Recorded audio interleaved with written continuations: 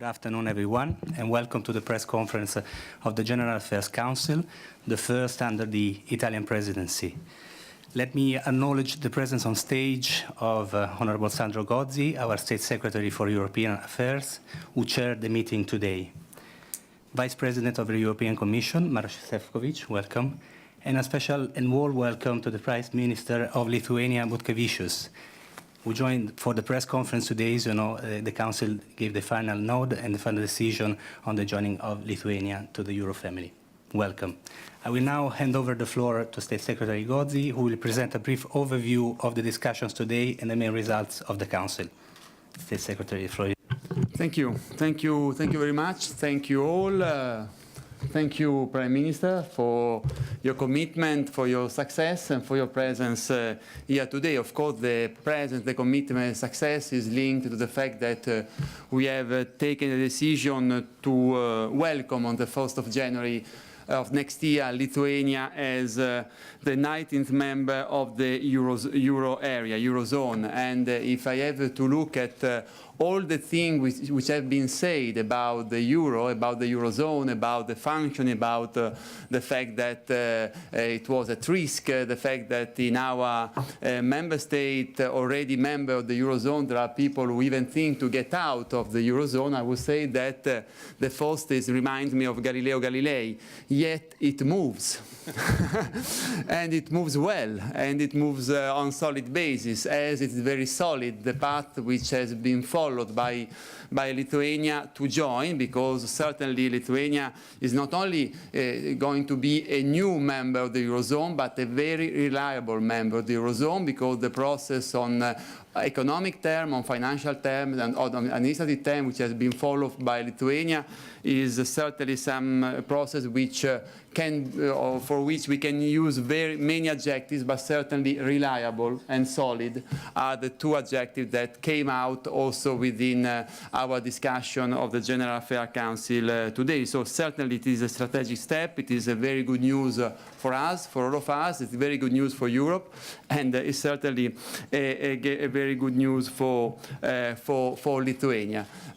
This morning, this was the main decision that we had to take, and the other main subject on the agenda was the presentation of the working program of the Italian presidency, focus on issues which are, we think, issues priority for our semester, but notably priority for the new legislative cycle, a new political cycle that Europe has already launched with the strategic agenda of last June, and must launch to make a real change in its politics and in the legislative activity. So this is the way we consider our semester, not 6 or 4 months between one semester and the other, but the first 6 months of 5 years of change. And this change will must be prepared discussing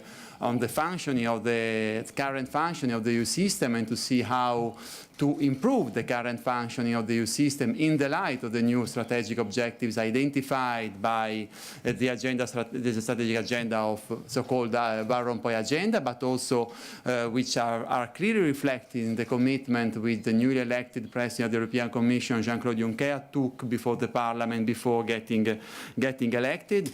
We need, and certainly the joining of the Eurozone by Lithuania, it is a good news also for this other aspect. We want to strengthen and deepen the economic and monetary integration.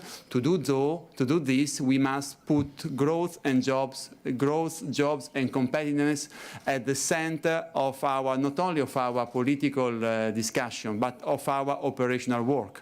And this is why the second priority of our presidency is to prepare on solid basis in the various formation of the Council the review of the EU 2020 strategy, which must be revised and must be at the service of the new strategic objectives, notably in terms of growth, of jobs, and linked also to the new priority of the Union I remind you three: the climate change, energy, and the digital agenda. Then, and I conclude, I want to be short. We adopted also other legislative act and decision. Remember the investor to state dispute settle proceeding, the genetically modified organism, and on this we adopted the Council position on a draft directive, European Maritime Safety Agency, updated rule on marine equipment, and other certainly important legislative issues. That was our job of today, and again, I'm very pleased, and I thank you also the European Commission for the contribution not only to the discussion of today, but also to the process which the Commission has accompanied, the process which Lithuania has followed with a strong commitment and with high knowledge, and also for this I thank Maros Sefcovic, which represents the European Commission today. Thank you. Thank you very much. I will start where Minister Gozzi just concluded his remarks. At first, I think also from the side of the Commission, it's very important to underline that the Italian program for the Italian semester for Italian presidency was very much endorsed by all member states. I think that setup of the priorities for 6 months, but also the launching of the discussion how we can better operate, how we can increase the efficiency and improve the quality of cooperation of all EU institutions, which would then set a new frame for how all the EU institutions would work under this legislature for the next 5 years, was very much welcomed by all the ministers, and the discussion on the strategic issues would continue by the end of August.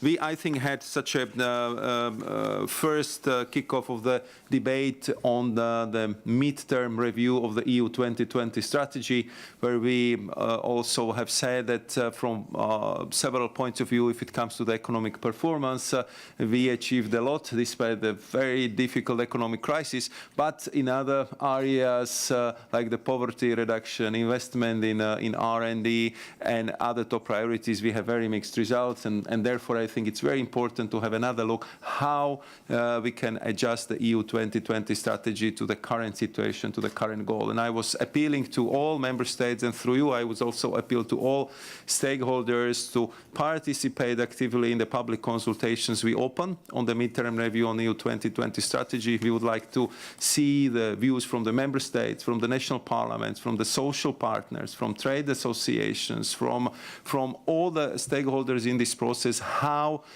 we can adjust the execution of EU 2020 strategy until the year 2020. And to conclude, of course, I mean, that's the best point to conclude, to extend the sincere congratulations to Lithuania, because I think, as Sandro has just said, this was the most important decision of today. I think it was a clear conclusion of enormous work which was done in Lithuania, very important reforms, adjusting the economy under very difficult circumstances of the crisis to introduction of the euro, and I was very much happy and privileged that it was in the General Affairs Council today that we adopt this historic decision, because I think it's more than a symbolic answer to all those skeptics who've been predicting the implosion of euro a year or year and a half ago, and now we see that all Baltic republics are going to be in the euro area as of 1st of January 2015, and I think it's a tremendous achievement. I really would like to congratulate to whole Lithuania, and I'm very happy that the Prime Minister is here today with us, so we can really celebrate it together. Thank you. Thank you, Vice President. Now, with pleasure, we hand over the floor to the Prime Minister of Lithuania. Labadiena, gerbimieji, mėly žurnalistai. Tikiuosi tiek daug žurnalistų matyti iš Lietuvos. Ir nuoširdžiai dėkoju už pasitikėjimą Lietuvą, kuriai suteikėte leidimą tapti vieninga valiutos euro klubo nare.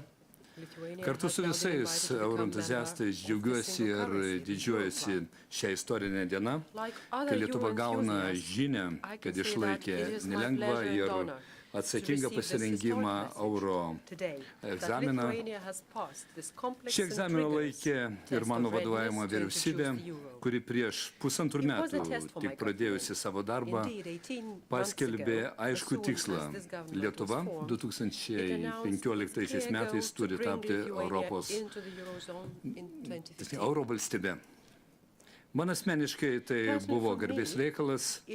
Esu netgi pasakęs, jeigu šio pažado nesugebėsiu tęsti, tai tada atsistatydinsiu.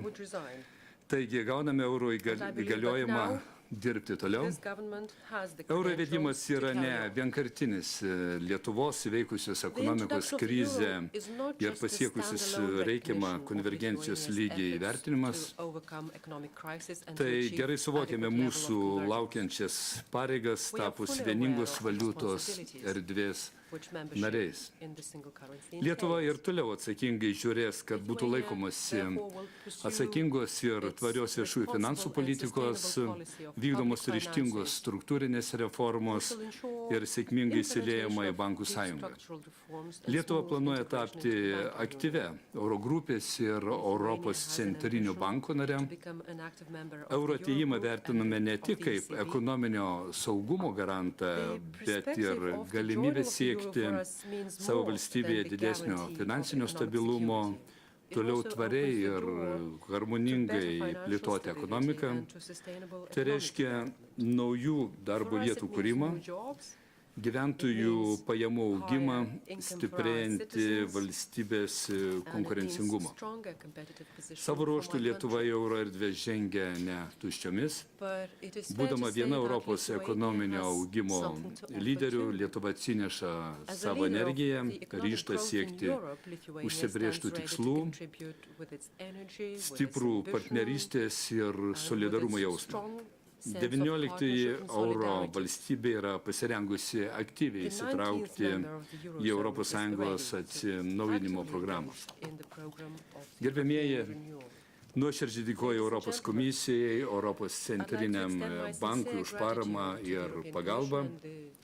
Ypač esame dėkingi kaimyninėms Estijai ir Latvijai, kurios dalyjusi savo patirtimi kelyje į euro erdvę ir kurios plėtra liudija ES gyvybingumą. Dar kartą visiems nuoširdus ačiū už palaikymą ir darbą, kad euro pasaulyje atsirastų monetos su Lietuvos herbų simboliu. Ačiū labai. Thank you, Prime Minister. We will now open the floor to your questions. Kindly state your name and the media organization you represent. Thank you. Hi, Dave Keating from European Voice. I have a question about the changeover of the new commission at the end of October. This is a question for Mr. Gozzi and Mr. Šefčovič. There's been speculation that the appointment of High Rep being delayed to 30th of August may cause a delay in the new college coming in. I want to get the perspective of both the Italian presidency and the Commission on whether this would be a big deal if the college is delayed until after November, and whether there will be enough time to hold hearings for commissioners in those 2 months. Thanks.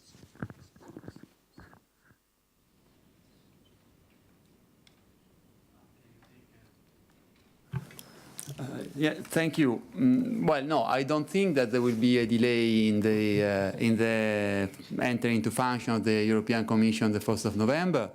If there was a delay, it wouldn't be a drama for the Italian presidency. But I would say that I would be quite confident that that on the 1st of November we will have a new Commission and a new High Representative. To add something based on my previous experience going through this process already once, I think that so far we are still well on the schedule. I think if everything goes as it was suggested at the conclusion of the last European Council, the European Parliament is still planning to organize the hearings on the 3rd and 4th of weeks of September, so that should create good time for the preparation of the commissioners designate, and we still have some reserve of October until the date of 1st of November actually arrive. So I think that so far, I mean, everything is according to the schedule. But you know also that previously we already had the delays.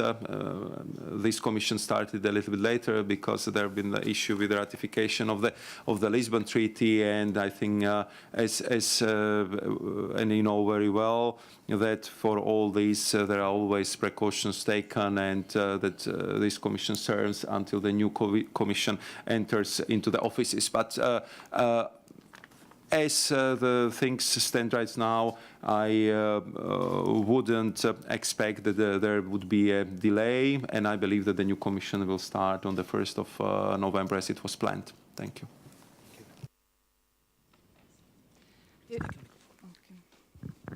TV3 televizija, Ieva Pupeikytė, premjerė, sveikinimai jums ir klausimas. Ką iš tikrųjų šalies vyriausybė ketina daryti, kad gyventojai nebūtų tokie euroskeptiški ir galiausiai patikėtų naująją valiutą? Ačiū. Pirmiausia, noriu padėkoti už klausimą.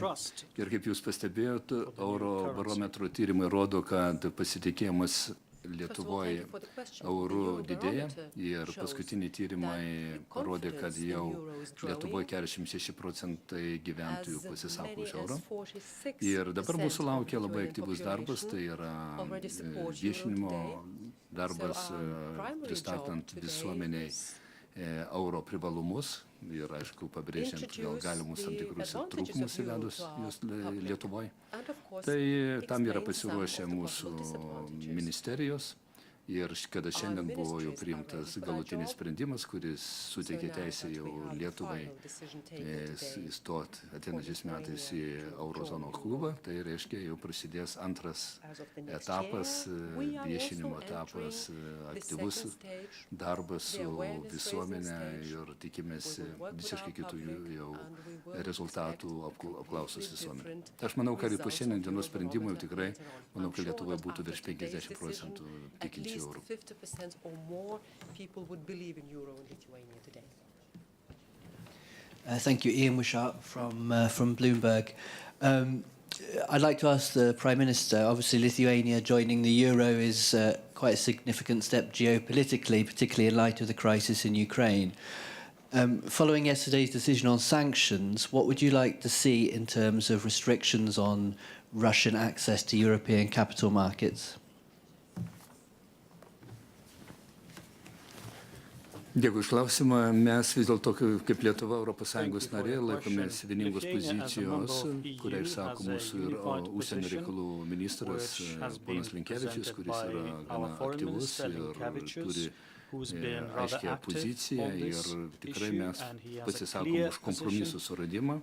Ir aš manau, kad visi tie pasiūlymai, kurie šiuo metu yra pateikti ir bus netgi svarstoma viršūnių tarybos susitikimo metu, aš manau, jiems turėtų būti pritarta, nes mes pasisakom už sankcijų papildomų praplėtimą, kurios buvo aptartos užsienio reikalų taryboje, ir manau, kad tikrai toliau turi būti taikomos griežtesnės sankcijos, bet Lietuva pasisako ir pritarė, reiškia, bendram kompromisų suradimui taryboje. Tikiuosi, kad toks sutarimas bus ir Europos vadovų tarybos susitikimo metu.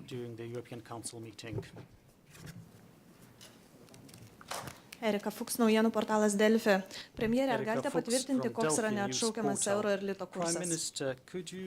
Taip, galiu patvirtinti, tai yra 3,4528 ir manau, kad jau šiandien galima apie tai visuomeniai aiškiai pasakyti, nes visuomenė kai kada užduodavo klausimus, ar tikrai nebus pakeistas kursas. There were some concerns that this exchange rate might be changed, but it is exactly the same exchange rate as it is today, and we are very glad that we have achieved this.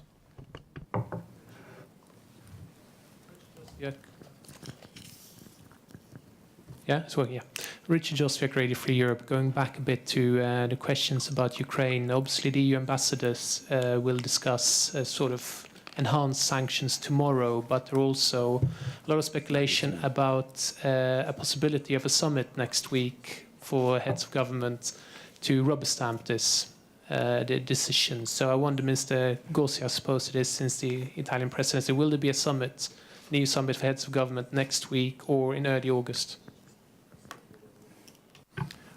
We will see. It's open. The decision could be taken, if necessary, new decision can be taken by the Foreign Affairs Council or by an extraordinary meeting of the European Council that we will see in the next hours and the next days.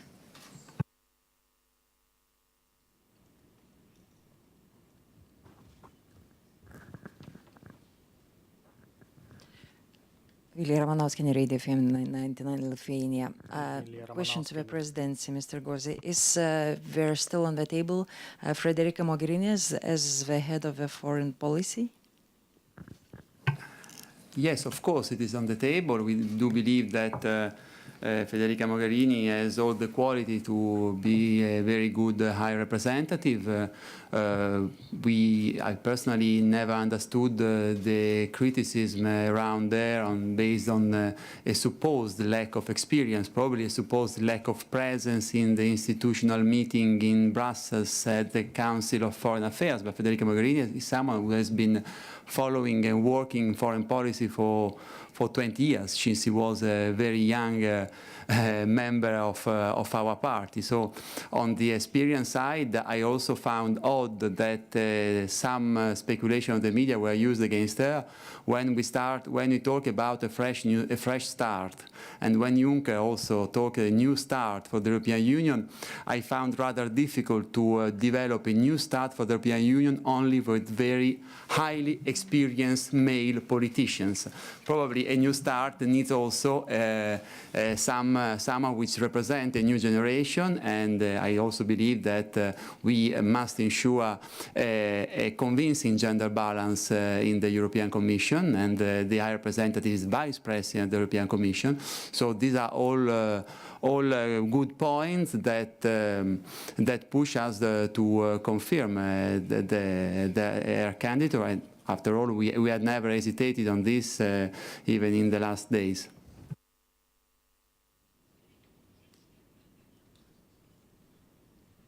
If there are no more questions, I would thank you all. Goodbye.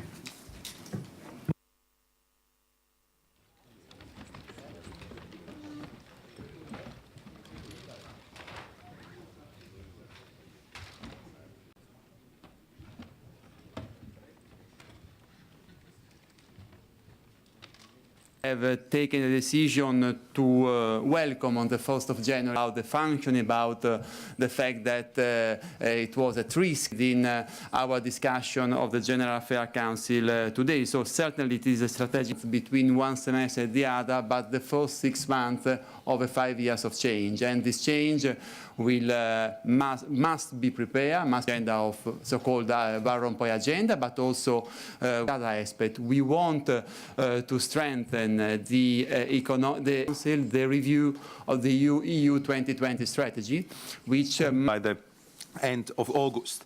We, I think, had such a... 12 metais turi tapti Europos Eurovalstybė, ekonominio saugumo garantą, bet ir galimybę siekti savo valstybėje didesnio finansinio stabilumo, atsineša savo energiją, ryžtą siekti užsibrėžtų tikslų. We will now open the floor to your questions. Kindly state your name and the media organization.